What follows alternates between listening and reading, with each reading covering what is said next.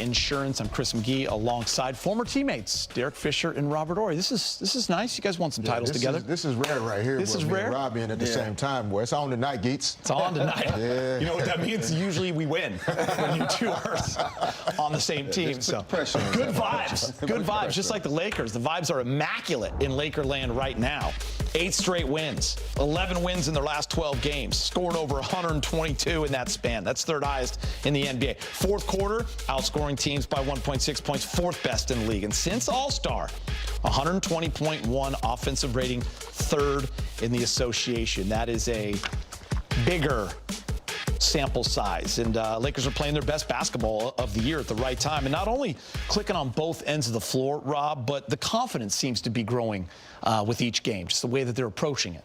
Yeah, you know, when you winning brings confidence, and I think the way they're winning and who they're beating really adds a lot of confidence to this team, because when you look at how they've been playing, even though Luka has been scoring a majority of the point, he's been distributing the basketball, he's been getting people involved, and they seem happy. And I always say that, you know me, I love body language, and when you watch these guys play, the body language is good. Usually when a guy takes a bad shot or throws it over, you see some kind of, if they clapping each other up. So I'm loving the body language, I'm loving the way they're competing, but more important, I'm just loving the team. What I mean by that is how they looking at each other, how they playing together. They're just having fun, man. That's the way it's supposed to be. And they've shortened the list of questions and things to consider. In a long NBA season, the season starts, you know, LeBron out, no training camp, you know, not in the lineup initially. Couldn't get Austin, LeBron, and Luka on the floor a lot at the same time. Other guys in and out of the lineup. And so coming out of the All-Star break, I feel like this team finally had one shared vision. We want to be a top 4 seed in the Western Conference, and we believe we can be one of the best teams in the league. Mm-hmm. And so it's all about winning now. Now, does the All-Star break and the trade deadline have a little something to do with that? Probably so. Because once you pass a certain date on the calendar, this is who you got. Yeah, that's a great point. Yeah. Nobody's wondering about whether or not they're even going to still be in L.A. And so they look connected. The camaraderie is great. They're playing great basketball, and they're believing in who they are. At this point in the calendar, I don't know if we've seen this in recent years. And this team is in a good spot, and they just have to keep it going. So let me bring you back to when they played Orlando right after the All-Star break, and the Lakers were in a much different spot. The vibes were different. The body language is different. Mm-hmm. They're in the middle of a 3-game losing streak. They lost in the final seconds of that game. But this seems like a completely different squad. You guys mentioned the body language and the vibes, and they've won 11 of 12. What stands out to you besides that? Maybe on the court. What stands out to you, Robin? I think what the coaching staff has done also, they've kind of shortened the rotation. You know, before they might be playing like 7 guys off the bench. And let's be honest, you can't really do that in the NBA because these guys are such rhythm players. I know it's about, you know, prolonging guys' season, about cutting their minutes not short, but this is the end of the season. You're jockeying for position in the standings, so you got to get a rhythm. And right now, everybody's in sort of a kind of rhythm. You know, they come out for 5 or 10 minutes here and there, but it's a great rhythm. And I love that because I remember when I was playing, a coach like, okay, we're not playing. I'm like, why? Because we want to save you for the end of the year. But no, you're going to take me out of my rhythm as a player. And as a player, you love to play. It's almost like you want to play every other day so you can keep that rhythm. I love what the coaching staff has done with the rotation. I would also add to that, to play for the Lakers and truly understand that it's only about hanging banners. Like, you have to be here long enough for that to kind of seep into your bloodstream. And there's been a lot of turnover in recent years, searching for the right combination of guys to hang another banner. And I believe there's a core group of guys here now that are actually, like, embracing and enjoying the pressure and the expectations and the standards. And then when you add Marcus Smart to that combination, you add Luka Doncic to, like, Luka's not afraid of the spotlight and of the pressure and the expectation of going out and being the best player on the floor. Marcus Smart is tough physically and mentally, and he's become a leader on this team. They're following his toughness, his grit, his defensive identity. And so there's just the right combination of things coming together for this group. And, of course, it's still March, and there's a lot of basketball left to play, but they are in a really good spot. and they just need to keep these good vibes rolling. You guys just perfectly described the Lakers reporter, Mike Trudell. Consistency, not afraid of the big moment, always available. Let's go to Orlando. He's waiting for us now. What's up, Mike? It's very nice, Geeter. I think that's because I was buttering you up by bringing up your 75 national volleyball titles right before. Yes, so you're returning the favor. You got me there a good place. Yeah. Okay, that's good. Well, look, you guys did such a good job breaking everything down right there. And honestly, so usually before I'm about to ask JJ Redick the first question, something is standing out, right, that I either need to know about or that stood out from the last game. But it's kind of just been consistent, right, these last several games. Luka is scoring at a ridiculous rate. LeBron is fit in as the best that he possibly could since coming back from his brief time off. Austin Reeves starting to get his rhythm back. The centers have been, everything has been pretty solid. So I kind of just threw out a generic question to JJ and said, all right, is there anything that you've been seeing as to the general improvement? And he basically says, same thing I've said for the last several games. And by the way, this is a good thing, right? That's Fitch and you guys just talked about. That is kind of what you're looking for. So here's how JJ described things a moment ago until we got into the Orlando Magic. Same thing I keep saying. I mean, we're more connected. Our defense is better. We're trusting each other. We're trusting our roles. We're embracing our roles. What stood out the most from the film of that game against Orlando? I think anytime you watch them play, their physicality matters. I thought there were some stretches of that game where we played really hard. Whether it's Bane, Suggs, who wasn't, didn't play that game, but, Bane, Suggs, Banchero, Carter, you've got to be able to match or exceed their physicality. There's some bully ball in there. How do you plan on slowing down Paolo? With Paolo, I mean, he's really good. He's gonna have the ball in his spots. Again, I think what we've talked about a lot over the last few weeks is making every catch difficult for star players, particularly non-lead guards that bring the ball up every time. He does obviously play some point forward, but pushing his catches out and being physical with them, and then we'll have our special coverages.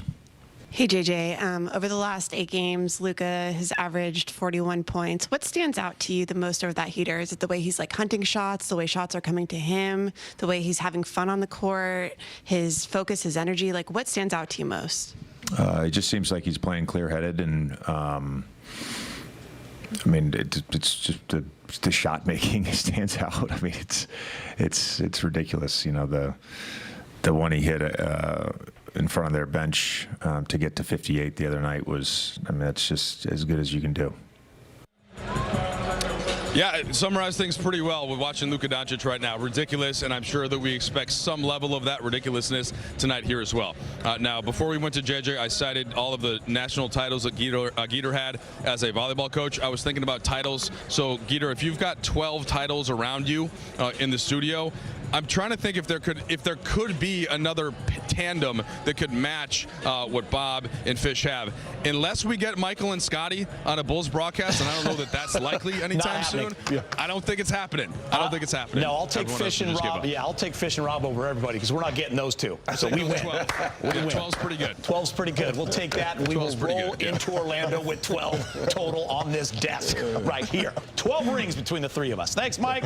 Access rolls on after the break. Marcus Smart has played a major part in the Lakers' 8-game win streak. Later in the show, we're going to break down the veteran guard and how he's impacted. Luka Doncic has been unreal recently. Thursday against Miami, his third career 60-point game. He's the 7th player in NBA history to reach that mark, not to mention the first Laker since Kobe's legendary finale in 2016. During the Lakers' 8-game win streak, Luka scoring 41 a game, 50% shooting, and a ridiculous 42% from deep. Now, those numbers are why you trade for a player like Luka Doncic if that rare chance ever arises. So every single night, Luka's doing something awesome and fantastic, but he'll tell you that the best part of this is winning. So let's relive some of the magic from this last week, starting with his 51-point game against the Bulls on March 12th. Rob, that was at home. Yeah, that was at home where he just absolutely went to work. He got a lot of pot shots. The one thing about the Lakers, they put you in that pick and roll, and he comes off that pick and roll clean. He hit that first three, you in trouble. I've never seen a guy like this that can knock down that first shot, and he thinks he's hot. But he ain't thinking, he knowing. That's the problem. He knows he's high, and after that, he's shooting from all angles. And the way he just destroyed the Chicago Bulls was simply amazing. And he's one of those guys, inside out. It's incredible. You know what's also been notable? They just showed it there. He's been getting some steals. 8th in the league in steals. He's been getting some steals lately, too. He's been, playing that pass lane, using those quick hands. All right, very next game, Luka, one of the heroes of the overtime win against Denver Fish. 30-point triple-double, 30, 11, and 13 in the game winner in overtime. And what a game to hit a game winner in. The way that game went back and forth and some of the plays that were made late, but to be able to get to a spot, I mean, the Nuggets sent a double team from the middle of the floor. He was able to escape it out left and just have the composure, eyes on the rim the whole time.